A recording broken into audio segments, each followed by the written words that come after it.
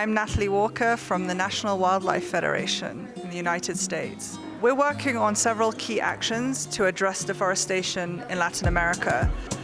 Firstly, we're collaborating with researchers both around the world and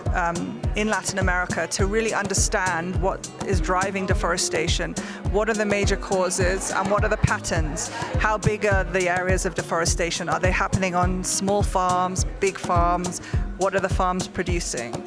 And we're also then looking at a number of existing initiatives that have been in place, some of them for more than 10 years, to see really have they had an impact so that we can learn to see what has been effective, can we make these better, or what can we learn from them if they are effective. So we have done a lot of very detailed property level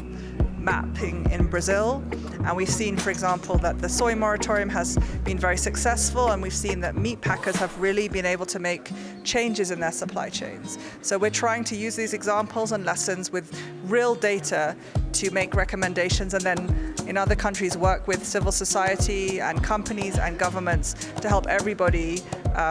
better implement the goals of zero deforestation.